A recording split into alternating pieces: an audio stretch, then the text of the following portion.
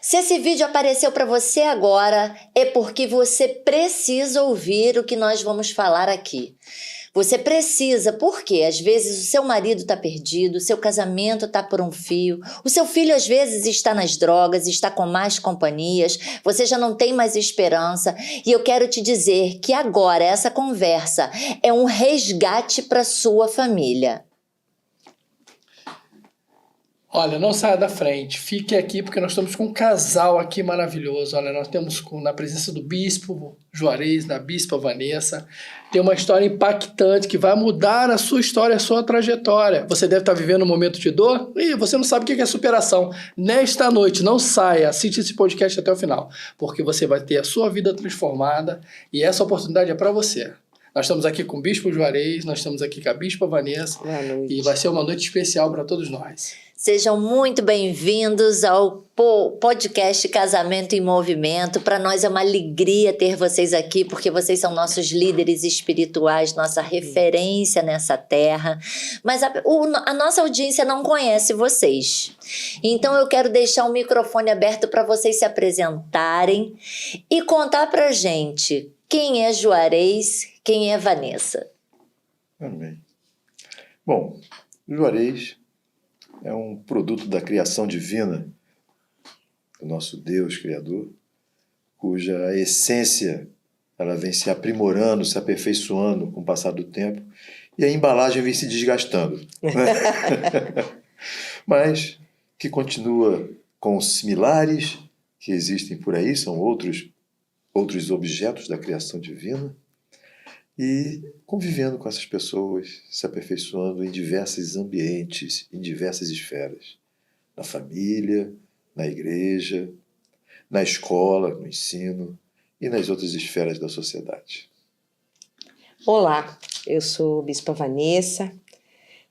Nós nos conhecemos, né, como família há um tempo grande. Nós fomos marcados no dia da morte de Ayrton Senna, onde ali morreu um homem, né? Ayrton Senna, uma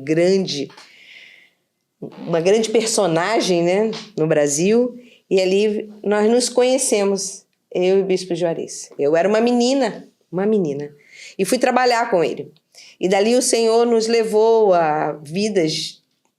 as nossas vidas a um lugar muito interessante, né, de conhecimento. Eu buscava conhecimento e ele tinha muito conhecimento a repartir.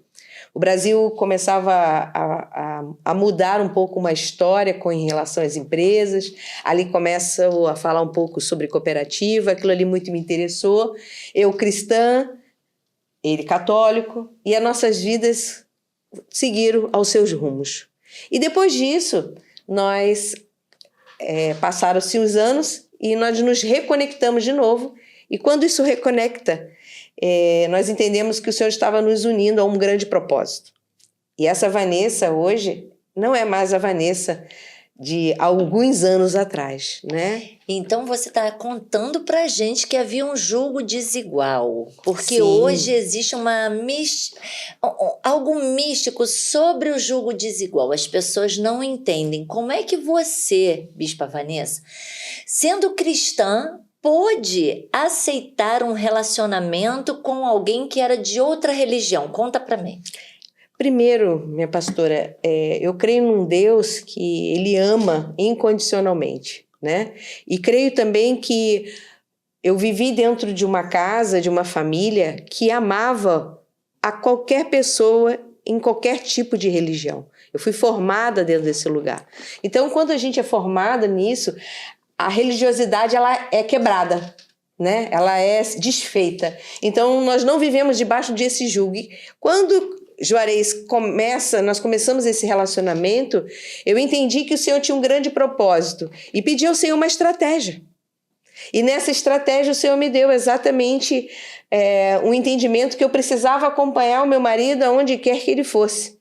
E sendo sim dentro da Igreja Católica, ok. E aí nós resolvemos, pastora e meu pastor, decidimos a inovar, vamos dizer assim, né? A inovar. E eu falei para ele, eu vou onde você for e eu te peço que você vá aonde eu for. E aí Eu passei a igreja com ele aos domingos em um horário e ele na minha igreja em um horário. E isso foi por algum tempo. E você, assim, sentiu preconceito da sua igreja em recebê-lo por saber que ele era de uma outra religião, ou até mesmo um preconceito contra a sua vida por achar que você tinha esclarecimentos na palavra suficiente para não assumir um relacionamento nesse julgo desigual? Então, eu não vi esse preconceito porque, volto, né, aqui um pouco a falar, eu fui formada a não olhar o que o outro pensa, mas sim o que Deus pensa. O que Deus pensa disso? Se Deus nos uniu a um caminhar, existia um propósito, e lá na frente eu iria entender o que Ele queria. Então, eu não posso falar isso, né? A igreja ela sempre olhou dessa forma, até porque a minha vida era conduzida dessa forma, né? Nós trabalhávamos, tínhamos empresas conjuntos, né? Nós tínhamos uma vida, graças a Deus, bem-sucedida.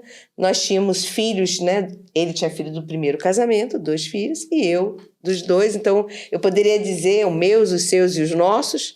Logo após veio João, depois veio Júlia, né? A nossa filha amada que o Senhor nos trouxe.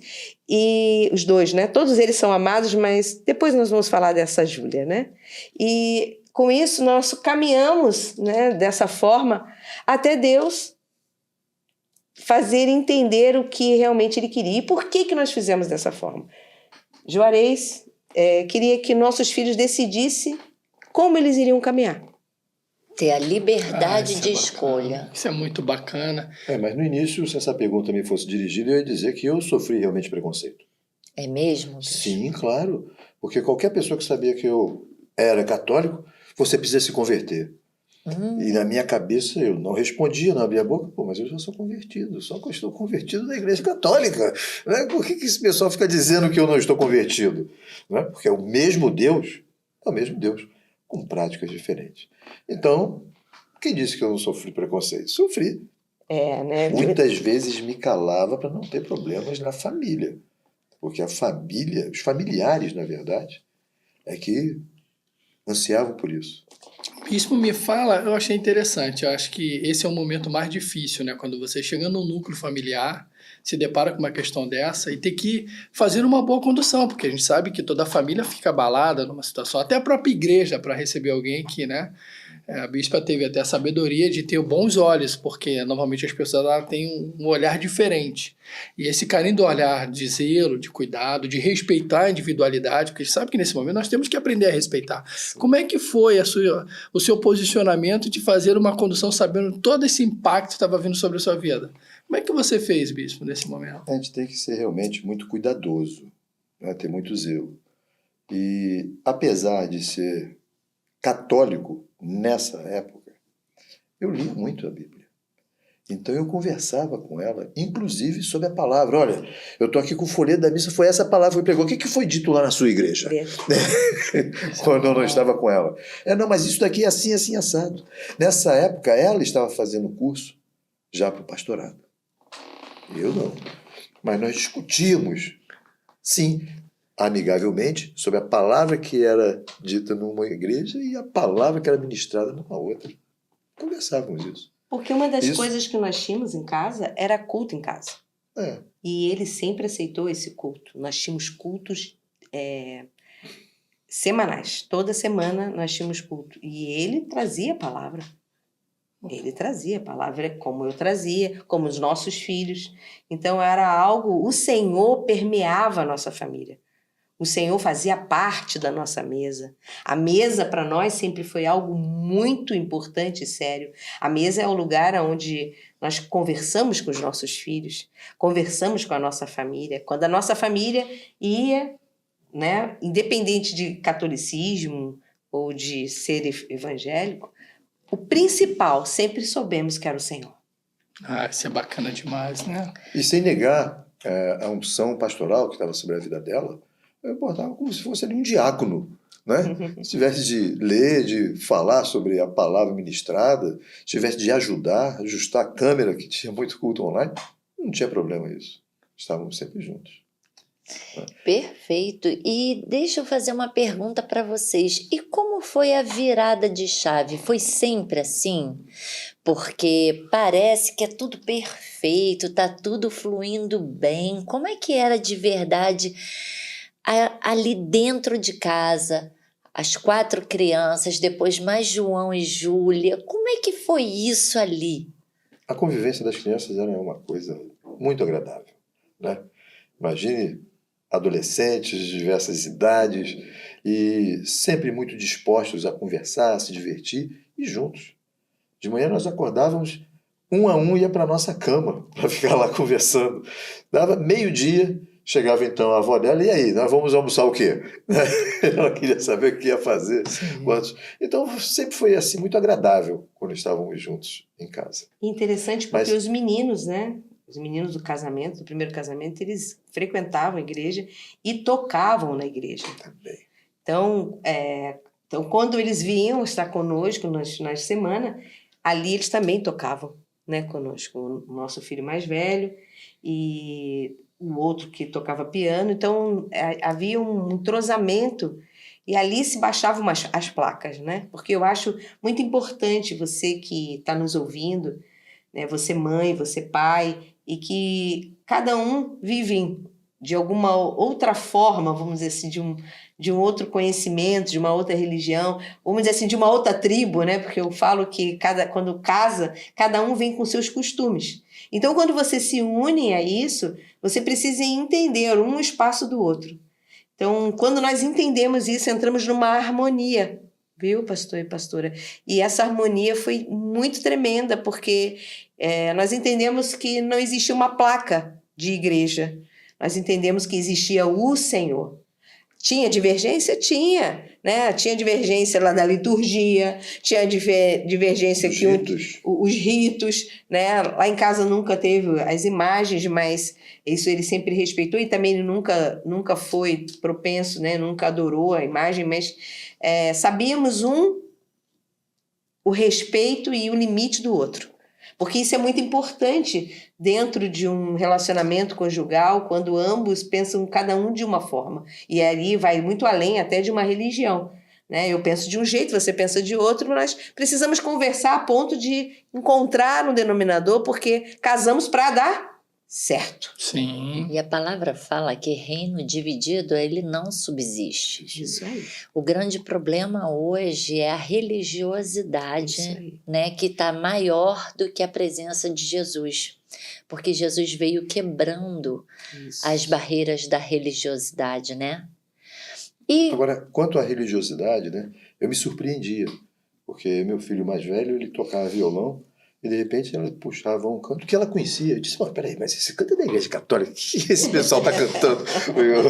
Mas depois descobri que era o contrário. Que eu navegarei, né? Onde já se viu isso? Isso canta na igreja católica, que esse pessoal sabe isso? Então me surpreendi aí com algumas coisas em comum nas duas igrejas. Agora, uma coisa muito interessante que a Bispa Vanessa falou, que eu acho que isso é muito da mulher, é a estratégia. Você pode pontuar um pouquinho para essa mulher, essa mãe, essa pessoa, esse homem, esse marido que precisa conquistar o coração do seu amado, da sua amada, mas quer fazer um caminho de paz e um caminho de amor para que a pessoa realmente conheça Jesus? Você pode entregar o mapa da mina? Eu posso começar a responder que uma coisa que ela falava e me incomodava, olha, não adianta você querer ser mais do que Deus na minha vida. Deus está em primeiro lugar. Que confronto. Assim, desse jeito. E eu ficava olhando, franzia assim a testa, né? E a gente depois entende o que ela estava realmente querendo dizer. E isso hoje a gente prega, inclusive, para os casais, né? Que a prioridade primeiro é Jesus na sua vida. Depois vem a família, depois o ministério. Porque não adianta você ter sucesso na vida ministerial se a sua casa não estiver unida, não estiver em harmonia. Mas deixa ela responder. O que o bispo está falando é porque o que eu creio, mulheres e homens, né, que estão aqui, que vão nos ouvir. Primeiro, né, o Senhor precisa estar em primeiro lugar. Porque se o teu marido, ou a tua esposa, ou teus filhos estiver no lugar de Deus, isso é uma idolatria.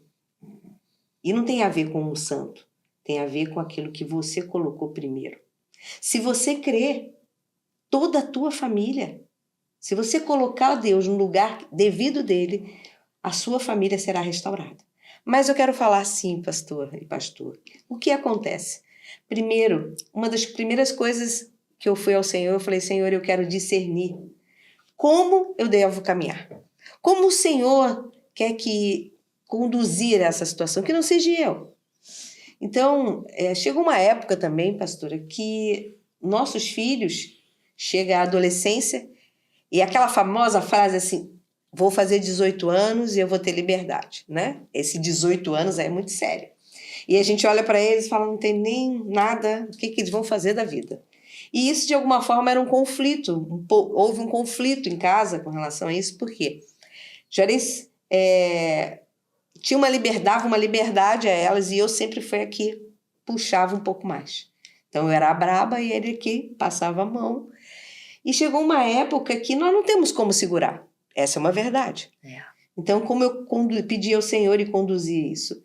Chegou uma época que, mesmo criando minhas filhas dentro da igreja, e ele também, eles quiseram ir para o mundo e conhecer as coisas do mundo.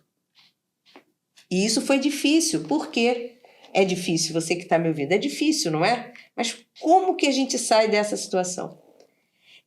Eu tinha algumas estratégias, né? Eu dizia para minhas filhas, olha, vocês, para saírem no sábado, vocês precisam ir domingo à igreja e me relatar tudo aquilo que vocês ouviram da pregação. Se não tiver relatório, vocês não vão sair para a balada. Porque elas chegaram ao ponto de uma balada. E quando isso foi passando, isso trouxe algumas divergências entre nós, né? Porque ele queria que eu dissesse não e eu dizia, não pode ser dessa forma. Não tem como ser dessa forma. E aí o Senhor falou assim para mim, Vanessa, eu sou o Deus deles. Eu vou ser, eu sou. Então, só ore, só entregue a mim. E as minhas filhas saíam, né, para esses devidos lugares, e eu fazia o quê? Botava o meu joelho no chão, entregava ao Senhor, e bem bonita ia dormir. E eu ia atrás para pegá-los na balada.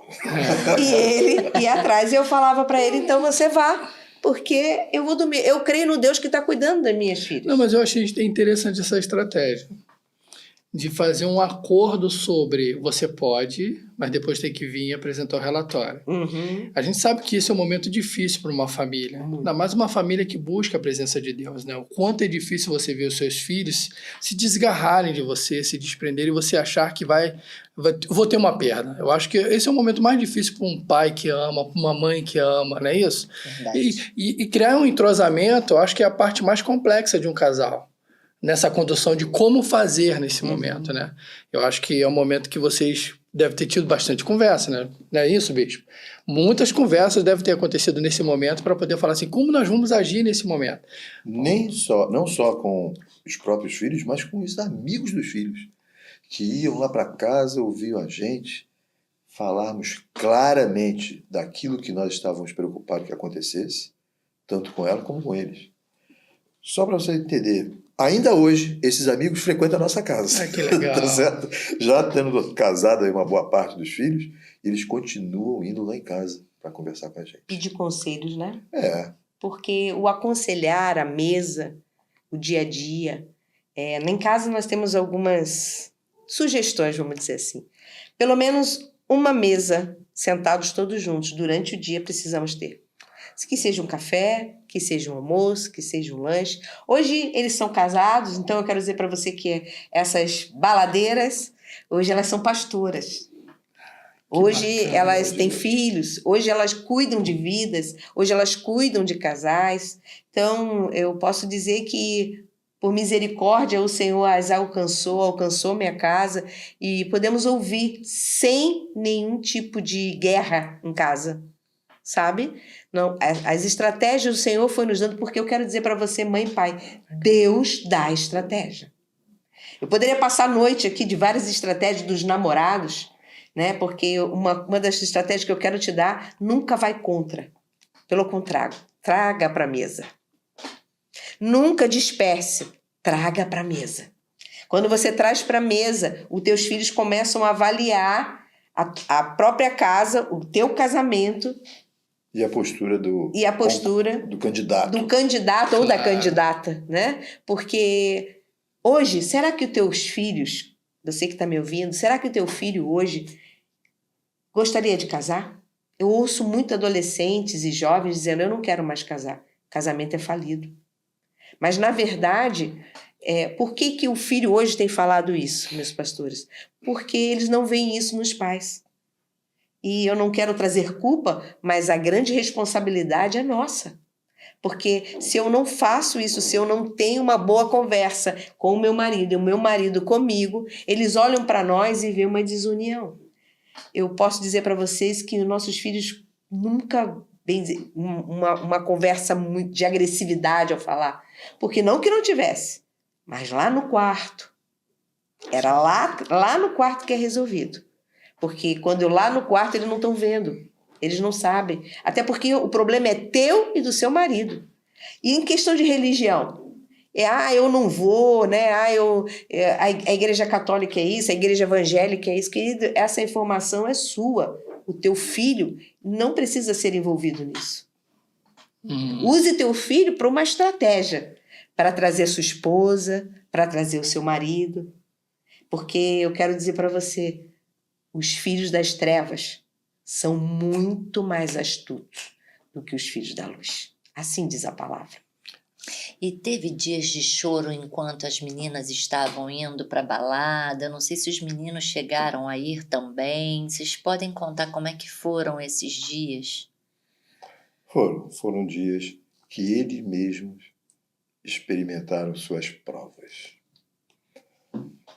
A mais nova, a balada, se envolveu com gente que usava droga. E diante de uma blitz, passaram as drogas todas para ela. Ela escondeu na bota. Meu Deus. Ela era de menor, nessa época. Tinha 16, 17 anos. E estavam revistando um por um. Quando chegou a vez dela, teve uma ocorrência que eles largaram para lá e não revistou mais. E nesse dia, ela entregou a vida dela para Jesus para sempre. Que sufoco, hein? Mas sabe, queridos, eu falo algo assim para os nossos filhos, né, meu amor? Fala assim, Jesus vai te pegar. Antes falo ele pra do eles, que o outro, né? Verdade. E para o povo da igreja eu também falo, tá desalinhado? Jesus vai te pegar. Por que eu digo isso? Melhor Jesus pegar, né? Muito melhor. Do que o diabo. É uma ameaça positiva. Maravilhosa, né? E Jesus pegou. Hoje, essa moça, ela tem uma filha, né? Nossa filha Raíssa. Hoje ela está de frente a uma ONG, é presidente de uma ONG, do SAVE Social. SAVE, que quer dizer servir, amar vidas. Junto à frente disso, aqui no Rio de Janeiro, ela está dentro de uma comunidade, aqui no Rio, nos Teixeiras, e lá ela cuida de em torno de mais de 100 crianças. Inclusive, sábado que passou, agora, foi feito um chá, né, para as meninas, e ali tinha uma blogueira, ali tinha uma psicóloga, ali tinha pessoas... Quantas meninas? Eram 30 meninas. 30 meninas. E ali foi algo muito surpreendente. Desse grupo de 30, tem uma menina que aceitou Jesus lá dentro. Ela tem 9 anos de idade. Hoje ela frequenta a igreja sozinha, sem os pais. O pai não é evangélico, a mãe também não. E ela já vai fazer aí 6 meses que ela está na igreja sozinha. Ela largou uma outra religião, né, que a mãe frequentava, e ela disse, eu quero Jesus. Ela vai e volta todo domingo para a igreja, sozinha. Amém. Esse é um fruto que, na verdade, quando você olha um filho indo para uma balada, você fala, meu Deus. Improvável. Improvável que isso aconteça. Hoje ela é casada, graças a Deus bem casada, e ela já traz os frutos, né, espirituais dessas crianças.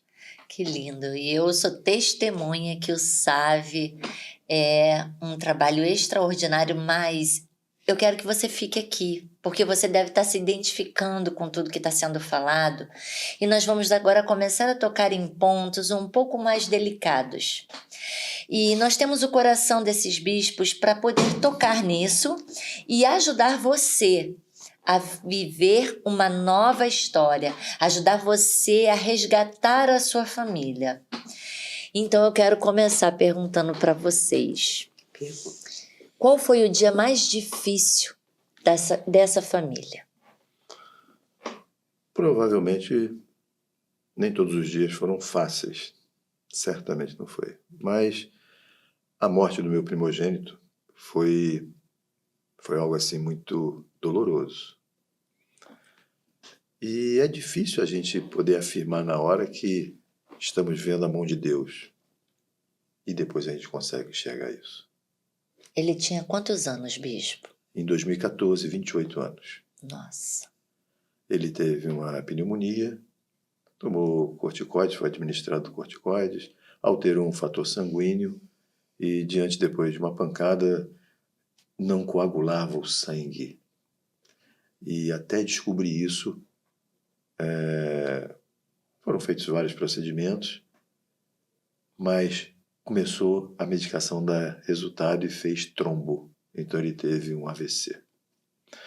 Foi diagnosticado morte encefálica. Tivemos de tomar uma decisão sobre doação ou não de órgãos. E claro que eu fui contra na hora, a mãe também, mas o irmão dele se levantou. Eu sou favorável à doação de órgãos. E isso me abalou. E eu quis dar apoio para ele, porque eu estava perdendo um filho, não ia ficar do lado do outro. É verdade. Então eu disse, peraí, se você então é a favor, mas por que, meu filho? É porque meu irmão faria isso por mim.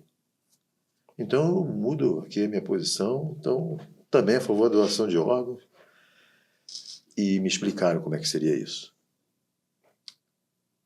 Durante a madrugada, iam levar para a sala cirúrgica e retirar todos os tecidos que poderiam ser aproveitados. Eu negociei com o médico para não falar nada disso. Isso era por volta de 4 horas da tarde, 3, 4 horas da tarde, que meus pais estavam indo para o hospital. E não queria que eles soubessem disso.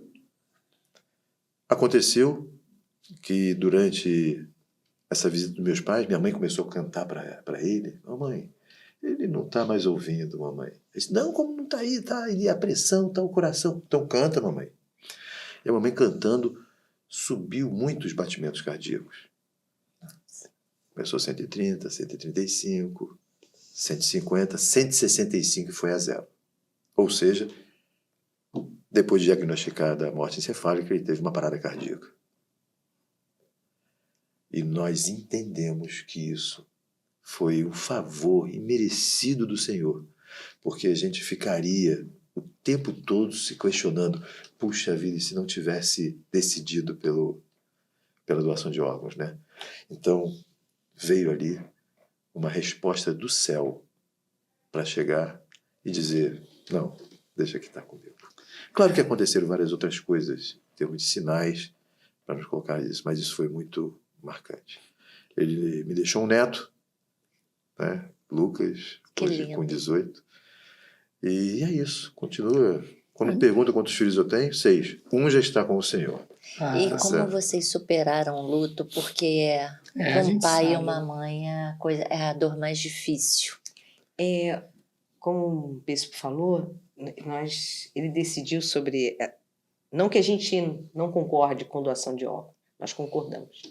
Só que nós, como cristão, queremos os últimos minutos, né? Então, ele não queria que tirasse porque nós queríamos que Deus poderia reverter.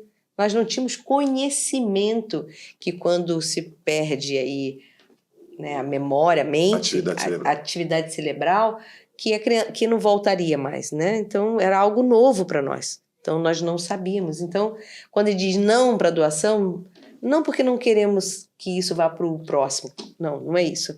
Mas porque queríamos que Deus poderia reverter o sobrenatural de Deus, né?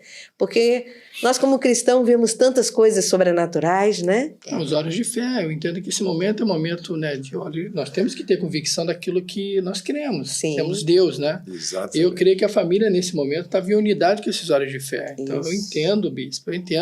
E no final, nenhum tecido foi aproveitado, né? Porque não houve tempo, tomou-se assim muito a medicação. Nem as córneas. Nem nada. as córneas. Não. né? Então a gente entende que, olha, embora a gente tome uma decisão, os planos do Senhor sempre são maiores. Mas foi do que os difícil em nossos. quê, né, pastora? O Senhor, antes desse episódio, dessa situação, o Senhor me tirou do trabalho 15 dias antes. Eu estava numa mesa de computador e o Senhor falou para mim assim, pede demissão. E eu falei, como assim? Né? Eu trabalhava numa grande empresa, era diretora financeira ali, como assim? E eu liguei para ele, eu falei, meu amor, Deus está falando comigo, quero ressaltar aqui, né? Ele católico, eu cristã, e eu falei para ele, meu filho, o Senhor falou comigo para eu sair do trabalho. Aí ele falou, se o Senhor falou, saia. Sai. Eu quero trazer isso, por quê? Porque havia e há uma credibilidade e respeito com relação àquilo que o Senhor está falando. Então eu quero dizer para você, mulher, e dizer para você, homem, que quando o relacionamento vai além de uma religião, né? Porque Jesus não é uma religião, é uma cultura. Quando isso entra dentro de uma casa, quando um fala de Deus e o outro fala de Deus, há um entendimento, há uma harmonia, há o amor de Deus. E aí, nesse momento, eu saio do emprego sem saber por quê, sem saber para quê. Saímos logo depois para umas férias, porque há muitos anos já não tirava férias. Fomos juntos para umas férias. Quando volta um dia depois, nós sabemos dessa situação. Nosso filho estava em Maceió, veio de um avião UTI para o Rio de Janeiro. E ali nós começamos uma guerra no mundo espiritual para que ele ficasse. Ele ficou lúcido todo esse tempo, foram 28 dias. Ele tinha 28 anos. Quando chegou 25 dias de UTI, uma pessoa ligou para nós, para ele, perguntou, posso falar com o Juarez? Pode. E ali ele fez um apelo, uma reconciliação com o Senhor, que ele estava fora, estava afastado. E ali ele volta para Jesus. Ali ele volta para Jesus. E 3 dias depois, o Senhor o leva. No dia que nós tivemos essa informação, eu pedi ao Senhor 3 sinais. Foram uma das 24 horas mais difíceis, porque há um teste a ser feito 3 vezes para realmente, a cada 6 horas, para realmente atestar isso. Então, né, eu fui ao Senhor, e quando eu fui ao Senhor, eu falei, Senhor, eu quero saber, Jesus, se o Senhor levar o meu filho, eu vou entender, mas eu gostaria de saber se ele está contigo. E o Senhor nos deu essas 3 respostas. E uma delas foi essa, quando tudo parou, né? E o Senhor falou, vai ficar tudo comigo, Vanessa. Tudo está indo. E minhas filhas tiveram uma experiência também muito forte, foram marcadas ali com a presença de Deus dentro da UTI. Então, a saída dali, o dia do enterro dele, né, do cemitério, foi um dia assim tremendo, de muita presença de Deus. Os amigos, todo mundo tocou. E, paradoxalmente, de alegria. De muita alegria. Muita alegria. Nós colocamos no notebook, passava foto dele, imagem dele tocando violão, os amigos todos vendo, né? E, claro, comovidos, mas leves nesse ambiente. E nós também, por quê? Porque nós precisamos entender que os nossos filhos não são nossos. Nós criamos filhos para muito além de uma família nossa, de uma cúpula, vamos dizer assim. Não, nossos filhos, eles são criados e feitos para o reino de Deus. Isso eu lembro muito de Samuel e Ana. Né? Nós precisamos sim, é responsabilidade nossa formá-los, mas a maior responsabilidade é saber o tempo de enviá-los. E ele foi enviado para o Senhor.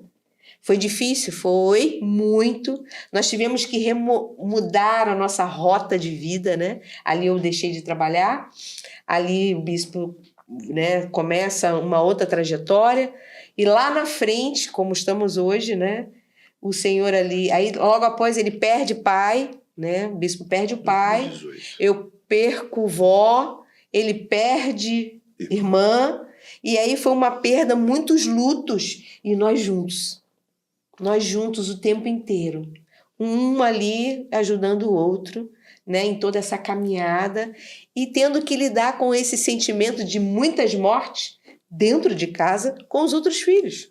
Porque não podemos esquecer que os outros precisavam de nós, né? Pai e mãe são aqueles que cuidam de si mesma, né? A gente se refigura várias vezes e depois tinha toda aquela família. A unidade estabeleceu a força, né? E a presença do Espírito também, eu acredito que isso deve ter sido impactante para toda a família, né, Bispo?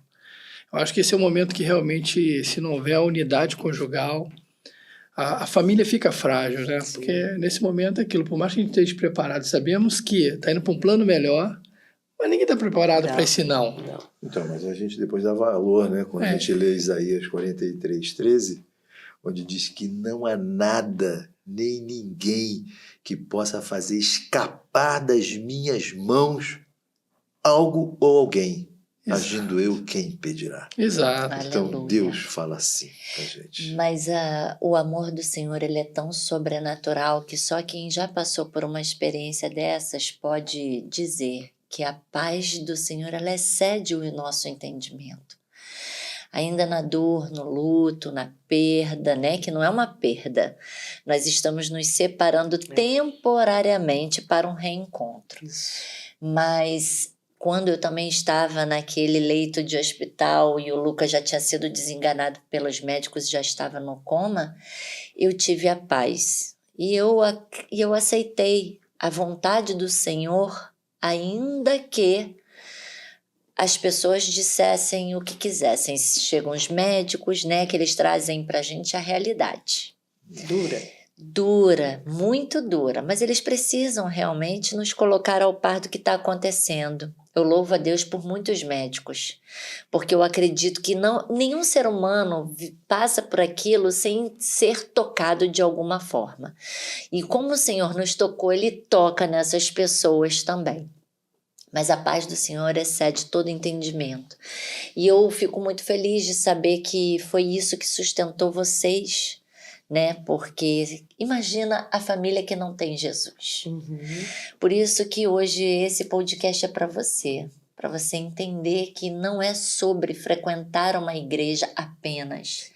Não é sobre você ter uma legenda, um rótulo, uma camiseta. É sobre uma cultura, um estilo de vida, uma transformação de pensamento que altera a química do nosso corpo, da nossa mente, transcende para o nosso espírito e alcança as pessoas ao nosso redor, né? E aí você vê uma história linda, uma filha que estava se perdendo, Deus transformou e reestruturou. Sim. E aí mesmo uma ausência de um filho, Deus trouxe uma nova história, né, Bispo? É isso aí. Deus estabeleceu uma nova história. Nós sabemos que vocês têm uma história linda, vocês têm um trabalho lindo lá em São Paulo, estão fazendo um trabalho lindo aqui no Rio através do SAB.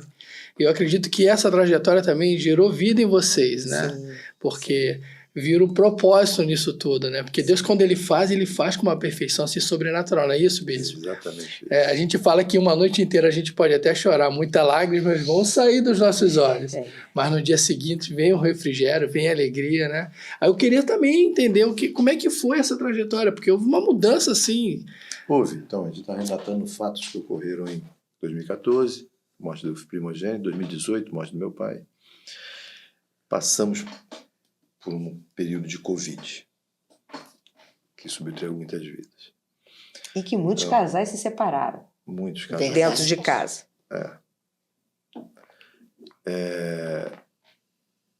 O João Vitor pegou Covid.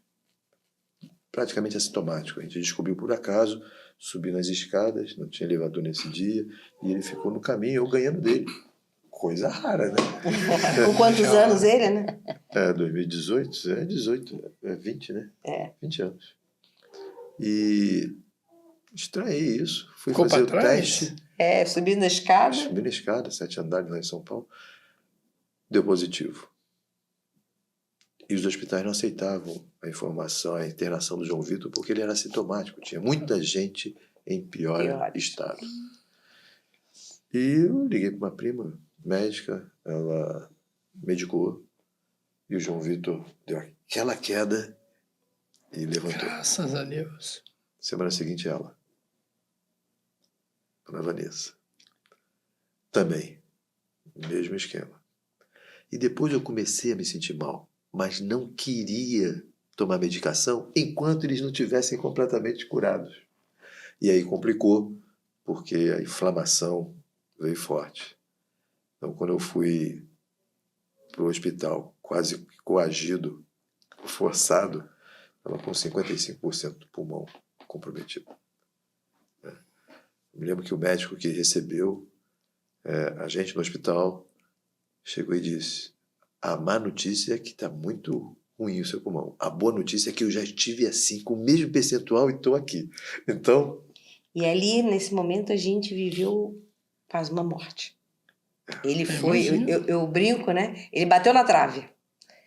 Foi bem difícil, porque o que ele me disse, né? Aí vem, né, um relacionamento de casamento, né? O que ele me disse, porque eu falei para ele: vá para outro quarto, não fique aqui, porque você vai dormir no mesmo quarto que eu e você vai pegar. E ele falou: não, na doença, E na né? saúde. E na saúde, é na alegria, é na tristeza, daqui eu não saio. Eu não vou sair de perto de você. E isso teve, assim, algumas consequências depois, né? Por essa atitude. Eu não vou nem contar o trajetório aí, mas eu passei 5 dias internado em Guaianazes, passei em Cidade Tiradentes. Teve alguns outros acontecimentos sobrenaturais nessa trajetória. Ela pedindo oração para todo mundo. E a apóstola ligou para você, a apóstola Sônia. Aí uma apóstola nossa nos ligou, né? Falando: fique calma, né? Ele não vai morrer. E ele ainda era católico?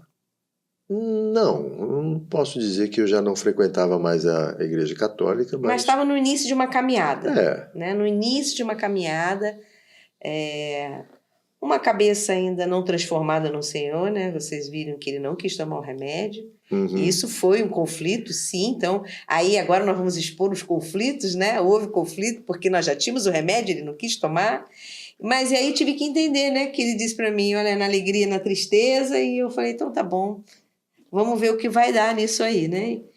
E ele ficou à beira de começar um entubamento, né? E ele pediu ao Senhor que ele pudesse me dar um presente de aniversário.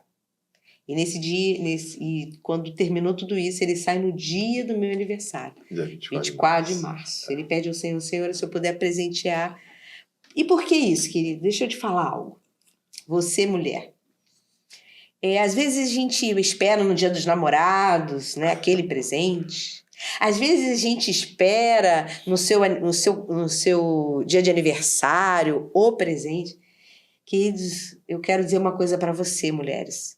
O maior presente da tua vida precisa de uma caminhada, de um casamento, precisa ser o seu marido e o relacionamento que vocês dois criaram juntos. Porque coisas, elas são passageiras. Então, quando eu olho hoje, quando eu olhei naquele dia, naquela época, o meu marido na presença do Senhor, depois de esperar muitos anos, porque não foi 1, 2, 3, 5, 10 que esperei para que ele se convertesse, não. Foram 21 anos. Só para vocês entenderem, nós temos 25 anos de casado. É tempo. Então, ele tem 4 anos de convertido, ele é um bispo.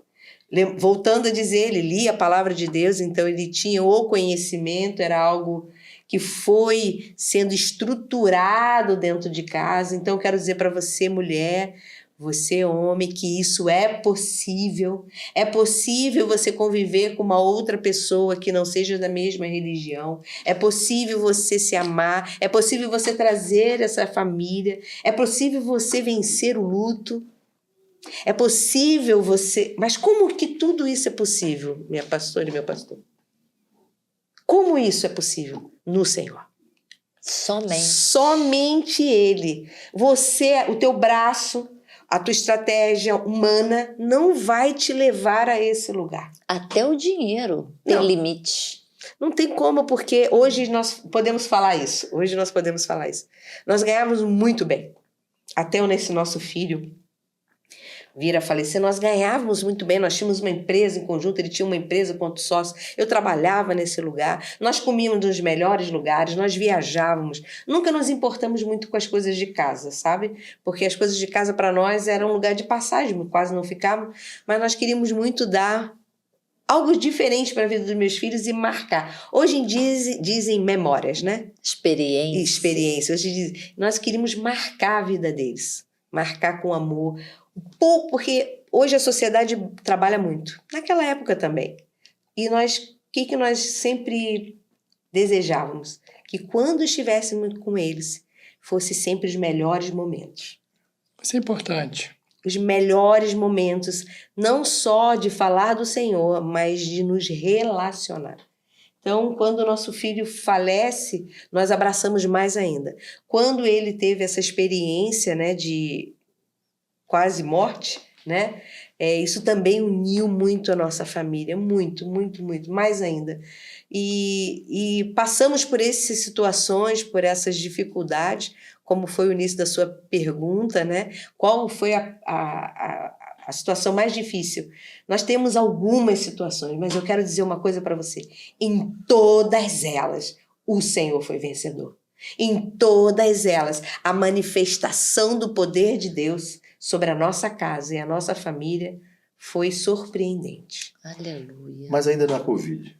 Na Covid, quando eu cheguei no hospital, eles me deram a medicação venosa. Eu pensei que ali eu ia apagar. Até porque eu falei pro João Vitor, caramba, se eu morro aqui, o João não tá.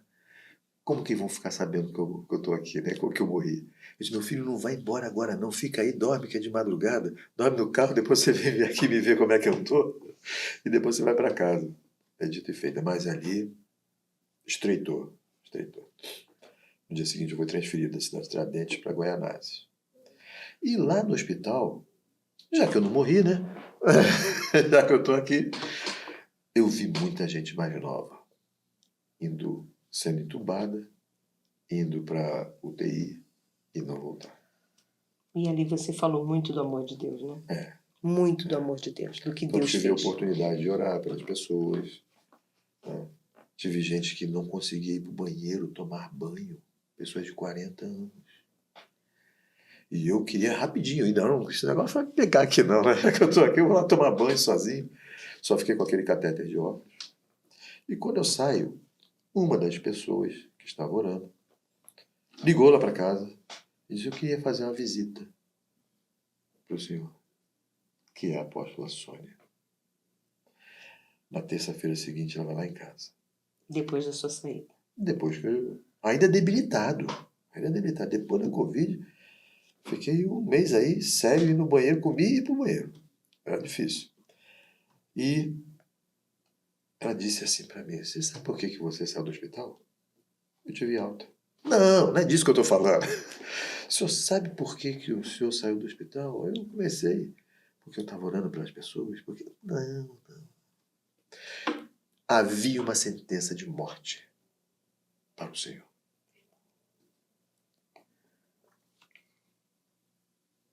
Mas Deus viu a sua atitude de ficar no leito com a sua mulher, honrando que é uma aliança de casamento. Os dois são uma só carne. Ele te dá um novo fôlego. Aleluia. Ele tem agora um novo propósito, Senhor. Eu fiquei olhando, e para o Senhor, a gente olha assim meio desconfiado, né? Pensando, puxa vida, a Vanessa falou alguma coisa, né? Ela não tinha falado nada. Para o Senhor entender que é da parte de Deus, Ele tem lhe dado livramento desde que o Senhor nasceu. O parto, onde eu nasci, foi um parto muito difícil. Foi aquele parto que tira a criança com fórceps, aqui no Rio de Janeiro. E as 3 tentativas de outros bebês no mesmo dia deram em óbito. E eu não. Aí eu comecei a entender que era da parte de Deus. Porque isso a bispa não sabia. E ainda a profeta sobre a terra. A profeta. E ela começa a falar, e os livramentos que o senhor teve no mar de quase afogamento. Aí está falando da época de Marinha. Também não sabia. Era Deus que estava lhe sustentando. porque Ele tem propósito para a sua vida. E isso veio para quebrantar realmente o coração. Neste momento, o bispo ainda não tinha sido batizado. Isso Então, era março. Não, batizado já havia sido. já, né? Já havia sido. Foi um pouco antes. Foi um ano depois que ela foi. Mas não tinha unção alguma. É. Ele não tinha sido ungido a nada. E aí, foi em julho, né? Sim. Foi em julho que eu estava para ser ungida a pastor, ela seria ungida ao episcopado, e vem a mesma apóstola. Nada disso. Acabou o jugo desigual. São os dois. E foi uma coisa assim muito emocionante, que ninguém estava esperando, né, essa situação. Ela ainda queria fugir, mas não deu. E aí eu quero dizer para você, imagina, né? Saindo a pessoa de um catolicismo que só me levava na porta da igreja. E às vezes, querido, vamos falar coisas engraçadas também. E às vezes eu demorava na igreja, ele ia embora. E eu não tinha como ir. Porque ele ficava muito irritado com os meus atrasos de ir embora. Mais de uma hora. Mais de uma Ela hora ele marcava ficava horário. lá, ele marcava horário, eu não chegava, porque eu tinha que orar por fulano, por ciclano, por beltrano, porque eu saio orando por todo mundo, isso continua. Só que eu não atraso tanto, me converti. E ele, né, ali esperando, né, e o Senhor fez a obra. E eu quero trazer isso aqui, sabe? Nós precisamos permanecer. Nós precisamos continuar crendo no que Deus faz, porque Ele faz. E algumas pessoas saíam da igreja e tentavam encobrir o atraso dela. E diziam, fala o pastorzão. Eu, pastorzão, eu olhava assim de cima a baixo, que esse cara tá me confundindo aqui. Estou esperando a pastora falar assim, não sei, mas você vai ser um pastor. Proclamava, E profetizava. profetizava. Isso tanto o Serginho, que hoje é o pastor, Hoje é o né? pastor. Quem mais que fazia isso? Várias João. pessoas, né? João. Todos eles me tratavam assim de uma forma que eu não me via nessa situação, nessa condição. E hoje eles podem chegar e constatar, testemunhar daquelas palavras que foram liberadas que se cumpriu. A palavra tem poder. Tem. Muito. A palavra tem muito poder. Se nós atentássemos para o que nós falamos, a nossa realidade seria completamente diferente. Sim. Porque até o cristão tem horas que se distrai. E às vezes, num lapso de brincadeira, eu me coloco nessa situação. Sou meio doida, sou meio isso. São palavras e palavras são sementes e sementes geram frutos. E geram sentenças, né? Exatamente, mas tá lindo esse podcast, você não saia daí porque o melhor vem agora. Eu falei de resgatar a sua família. E às vezes você tá sem esperança porque seu filho tá nas drogas, você talvez não tenha mais força para orar. Mas você tá diante de duas pessoas aqui que saem às ruas não só para entregar comida, não só para entregar roupa, mas eles saem para realmente resgatar vidas. Conta pra gente, bispo, o que é o SAV? Quando ele surgiu no coração de vocês? Como vocês fazem o SAV? Por que o SAV não é apenas uma ONG? Porque o SAV é uma missão, é um propósito de vida. Dá um exemplo, conta aqui um testemunho de uma vida transformada pelo SAV. E deixa o Instagram do SAV. O SAV tem a razão social, né, de sociedade para atividades de cunho social, né? Atividade voluntária de cunho social. No Instagram é save.social. Ele transforma não só as pessoas que são alcançadas, mas as pessoas que chegam como voluntárias para trabalhar no SAV. Verdade. A gente fazia isso. Usamos boa parte de algum recurso que ainda tinha para sair comprando as coisas e preocupados, e hoje essas coisas chegam por doação para que a gente faça esse tipo de trabalho. nós encaminhamos para a casa de recuperação várias pessoas que eram assistidas na rua. Eu estou precisando mudar minha vida. A gente ia, pagava pela estadia da pessoa no centro de recuperação, convocava pessoas que poderiam fazer isso também. Alguns saíam, ficavam lá uma semana, voltava para a rua. Não pode prender, porque não existe interação compulsória. Mas outros permaneciam. Desses que permaneciam, alguns voltavam para sua casa. E daqui a pouco estavam de novo na rua. Até a gente entender que a casa precisa ser transformada também para receber a pessoa. Então, um dependente químico, para ele ter uma recuperação completa, a casa dele, a família dele, a base dele tem que estar sarada também. Porque se a mulher, né, no caso, continuar alimentando outros filhos de outros casamentos, que estão drogados, em outras situações que são abomináveis ao Senhor, e não dá autoridade para o marido restituído na sua vida, conviver ou combater, a pessoa não vai conseguir ali perseverar na sua casa. Então vai para a rua. Aí vem bebida, vem droga, um abismo chamando o outro, vai prostituição, daqui a pouco está na internação de novo. Acaba buscando refúgio nesses ambientes, né, bispo? Exatamente. E aí realmente o que o senhor está falando faz total diferença. Então a gente entendeu que essas pessoas precisariam de outro tipo de acolhimento. Depois que foi para uma casa de recuperação, passou lá 9 meses, 1 ano, e não tem condições de voltar para uma casa, aí vamos abraçá-lo para colocar no outro lugar. E é assim que a gente atua em São Paulo. Nós temos uma casa de acolhimento para essas pessoas. Antes de serem reinseridas na sociedade, elas passam por ali um tempo. Aprender uma profissão, fazendo atividades. Entendi. Tira uma dúvida. Laborais. No caso de alguém que é casado, né? Porque normalmente você se depara com pessoas que abandonam o lar justamente por esse ponto que o senhor tocou, né? Uhum. Às vezes está dentro de um núcleo familiar onde não tem o respeito, onde às vezes a família, a própria família destrata tanto, né? Ou seja, o marido, uma esposa, acaba saindo e se envolvendo com drogas, uma série de coisas.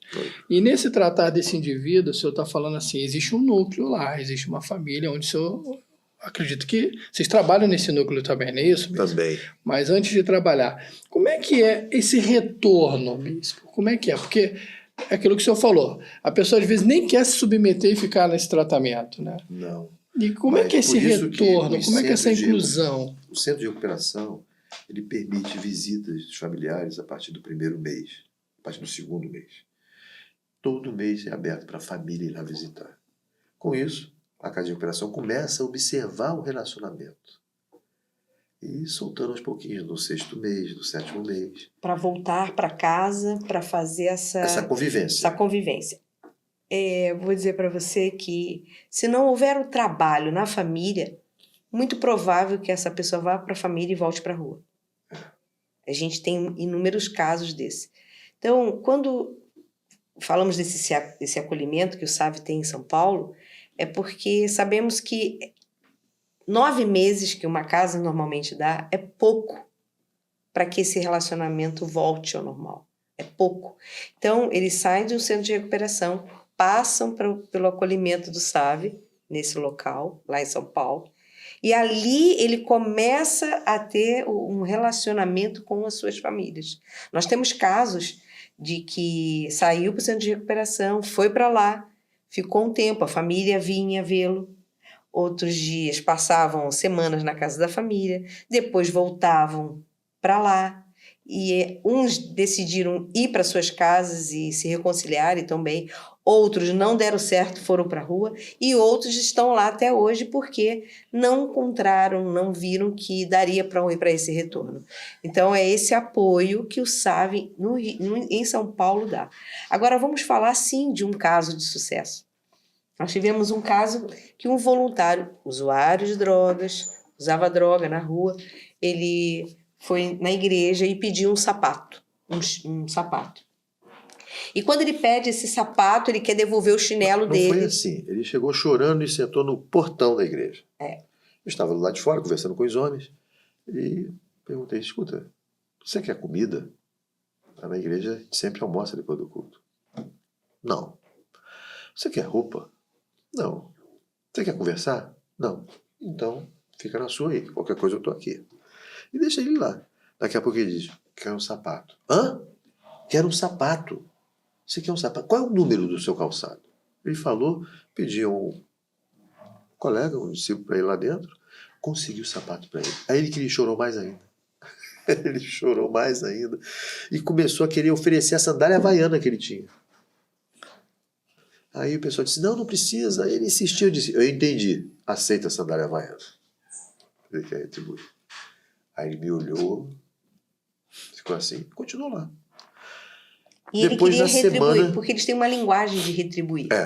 Alguns têm essa linguagem. Depois, Imagino. na quinta-feira, eu não estava e a bispa chamou o pessoal para fazer um mutirão em Caieiras. Que é a casa do acolhimento lá. Ficar 52 dias, uma palavra recebida de 52 dias, com base em Neemias, para ficar lá. Não para reguer os muros, mas dar condições naquele lugar, se está preparado para isso. Esse menino ficou. Aí eu passei na Esse rua de menino de carro, 30 e poucos passei de carro na rua e perguntei, você não quer ir? Aí ele falou assim, quero. Aí marcamos um horário e ele estava lá no horário. Esse moço dormia na rua.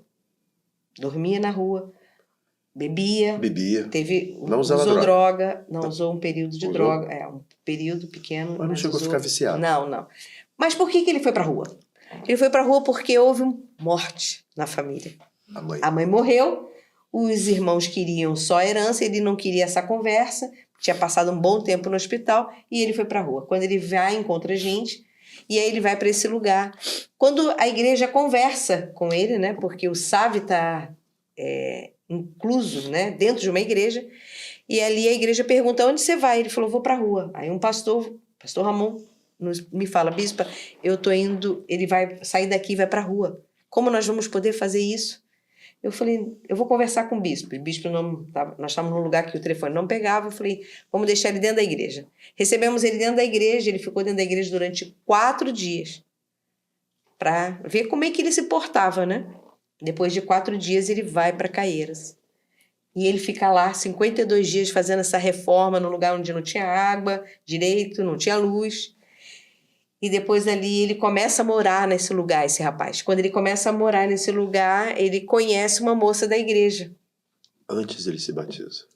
Antes disso, logo após 52 dias, ele batizou, o céu desceu, foi algo extraordinário, porque era inverno. Do ano passado, né? Do ano passado, isso, do ano passado. Ele conhece essa moça da igreja, isso era julho, em novembro ele casa. Como diaconisa. Como diaconisa da igreja. Um cara que tem 2º grau, um cara que é habilitado para dirigir. Então, ele é um ponto fora da curva. Uma preciosa. Que estava na rua. Um príncipe. E foi rejeitado. Na verdade, estava perdido na rua, foi um achado, né? Foi. Faltava só ter alguém ter atenção, né? Engraçado. Por um sapato. Temos outras situações que foi por um prato de comida. Também. É que o que acontece conosco, né? Eu não quero falar de igreja, eu quero falar da sociedade. O que acontece com a sociedade? Você olha aquela pessoa e você diz, a pessoa quer estar ali. Mas você não sabe a história dela. Você não para ouvir a história dela. Ah, ele não quer nada, ele não quer trabalho. Esse moço, faculdade, esse moço tinha uma vida estruturada anteriormente. E de repente ele perdeu. E a gente tem muitos casos de pessoas que estão na rua e começaram a usar droga tem 2 meses, 3 meses e queriam sair daquela situação. Nós já mandamos pessoas para Maranhão, Fortaleza, Curitiba, pessoas Florianópolis, coisa que vieram buscar lugar, né, para trabalho e quando chegou lá não era bem aquilo e estava morando na rua. Teve a sua bagagem roubada, documentos às vezes, a gente colabora em providenciar os documentos para poder embarcar no ônibus. Agora, e voltar para a sua cidade. Bispo e bispa, eu queria que vocês deixassem uma mensagem para essa família que está passando por isso. Porque às vezes a família ela sabe, né? Quando tem um filho que está no vício, e normalmente existe a cobertura, né? Marido. O marido protege, ou a mulher protege. Quando se trata de filho, ou a mãe sempre passa, às vezes, né, a mão por cima, cuida, esconde, às vezes, até de um pai. Já vi casos assim. Sim.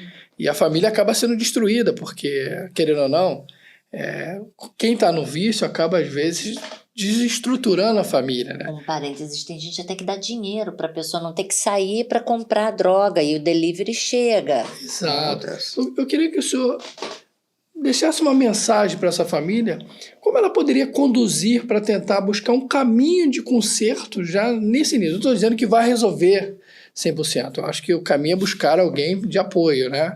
Uma instituição ou uma igreja, que normalmente as igrejas também têm muito esse espaço, mas o SAV faz muito bem esse trabalho. Eu tive o prazer de estar em São Paulo e vi esse trabalho acontecer. Qual é a mensagem que o senhor dá para essa família que está passando por essa dor, por esse sacrifício? Porque Agora. qual é a mensagem que vocês dão para essa família? Não existe, primeiro, uma regra. Cada Sim. caso é um caso. Jesus falou quantas vezes que a gente devia de perdoar durante o dia. Sim. 70 vezes 7. Eu quero falar sobre isso porque a família já tem que ter um coração perdoador.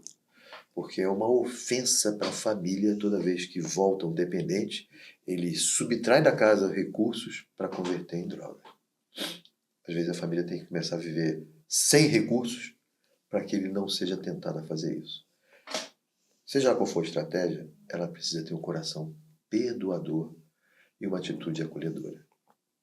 Tem casos que esse retorno, a pessoa chegou a fazer 26 vezes o retorno para o centro de recuperação. E eu lhe pergunto, se a família tivesse desistido de acolher na 24ª. 27ª.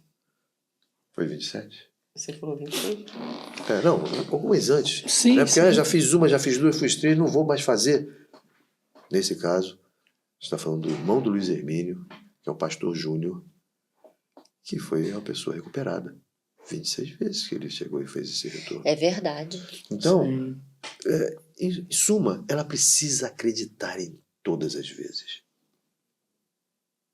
Para que aquele que é o dependente possa entender que se a família o acolhe, Deus também é capaz de lhe aceitar. Mas precisa de uma atitude firme e voluntária, um coração entregue. Claro. Não, eu acredito até, Bispo, que toda família que tem um dependente na sua casa, ainda mais pais, né? Porque às vezes normalmente acontece, ainda mais hoje, na geração de hoje, tem jovem que às vezes mergulha nas drogas cedo, e o pai e a mãe ama, tem amor, tem carinho. Mas se o senhor tivesse que dar uma recomendação, além do amor e do carinho, o que poderia ser feito para que esse jovem ele também possa ter uma condução saudável, ao ponto de ele começar a também fazer uma trajetória? Porque o amor, eu acho que é a base de tudo, Bispo. Eu acho que você não pode abandonar um filho, né? Você não pode abandonar uma filha. Eu acho que independente das escolhas, né? O pai e a mãe é a referência. É ali que eles vão buscar o apoio, é ali que eles vão buscar o acolhimento, é ali que eles vão buscar a proteção. Eu acho que um lar não pode jamais abandonar um filho. Deixa eu lhe falar uma coisa. Todas as pessoas, invariavelmente, que passaram por centro de recuperação e que nós acompanhamos nesse acolhimento, vêm de uma família desestruturada. Ponto 1. Os pais abriram brecha, ou o pai ou a mãe. Tem dois ali que a mãe vendia bebida perto de uma obra e as crianças pequenas acompanhavam isso. Então acreditavam que também eles poderiam beber e não tinha nada demais. Então é algo, às vezes, geracional, introduzido por uma distração do pai ou da mãe. Então as famílias elas precisam entender que às vezes está acontecendo nas gerações ascendentes descuidos que elas não fizeram o seu dever de casa corretamente. E uma estratégia, meu pastor, é um posicionamento familiar. A família precisa ter um posicionamento no Senhor. Sem esse posicionamento, eles estão brigando com as trevas. A droga, ela veio através de Satanás, com certeza. Então eles estão brigando com as trevas. Então ele precisa ter um posicionamento no Senhor. Ser uma família posicionada. Não tem pai, não tem mãe. Não tem essa questão de não ter pai. É mais difícil. Tudo pode até ser mais difícil. Mas se você é uma mãe, se posicione no Senhor. Se você é um pai, se posicione no Senhor. Agora, como tratar isso? Muito amor, muito carinho, muita conversa, mas ele mente, não interessa. Ele mente porque houve alguma coisa que ele viu. Ele não nasceu assim. A criança, ela não nasce dessa forma. Então, o meio que viveu. Então, você tem que olhar para que essa criança, com amor, esse adolescente, esse jovem, com amor, com compaixão, e entender o que passa na mente. Alguns dizem assim, eu não sei o que acontece comigo. De repente, isso é uma ação que maligna. Eu dou meus 5 minutos, isso é o quê? Uma ação maligna. Isso vem de algo que ele viu isso em casa de alguma forma, do pai e da mãe. Então, o teu olhar, você é pai, você é mãe, que olha para um pai, ou para um irmão, para um marido, ou para uma esposa, você precisa entender qual foi a motivação que fez esse ser humano a viver isso. Porque ele não começa usando uma maconha, vamos dizer assim, um lança-perfume, do nada. Alguns podem dizer assim, um amigo me deu, tal. Eu posso falar da minha filha, ela não tinha problemas em casa, mas o amigo deu. Quem é esse amigo? Você conhece os amigos do teu filho? E assim, muitas pessoas falam assim, eu não posso porque eu tenho que trabalhar. Queridos, você tem condições de arrumar uma estratégia em Deus. Nós, com a nossa filha, o que nós fizemos? Trouxemos os amigos todos para dentro de casa. Então, tinha filme em casa, tinha pipoca em casa, tinha conversa em casa. Nós conversamos de tudo, de tudo. Por isso que eu disse no início, se formos religiosos, vamos perder os nossos filhos.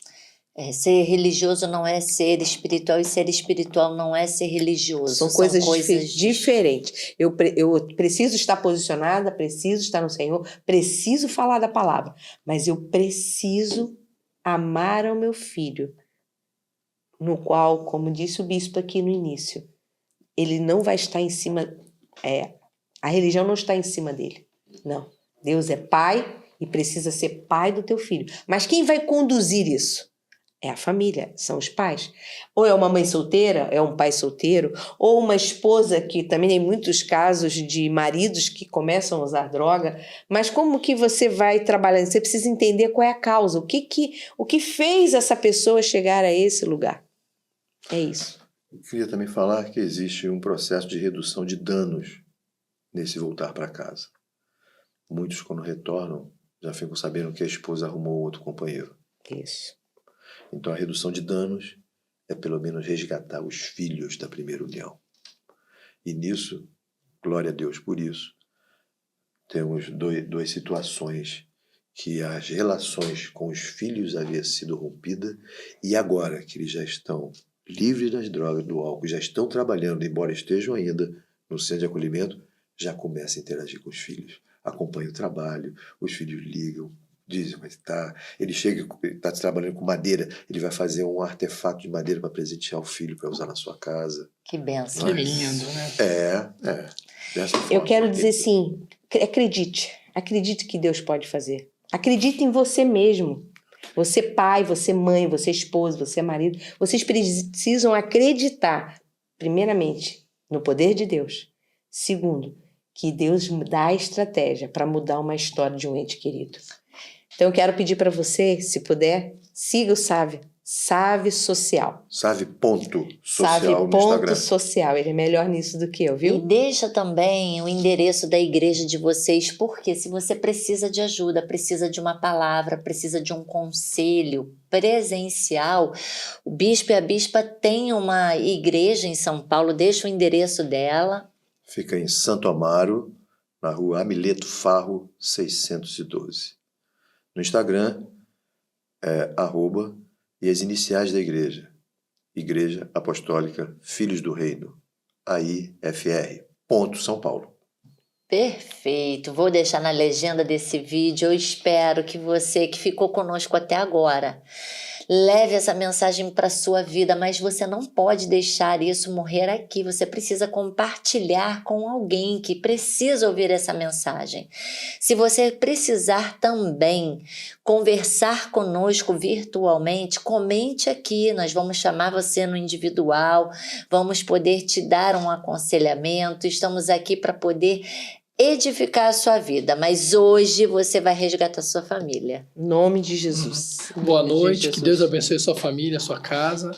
Ó, espero que nós vamos convidar outra vez para falar de outros assuntos com eles. Bispo Será e uma bispa, satisfação. muito obrigada pela presença e que Deus continue abençoando a vida de vocês.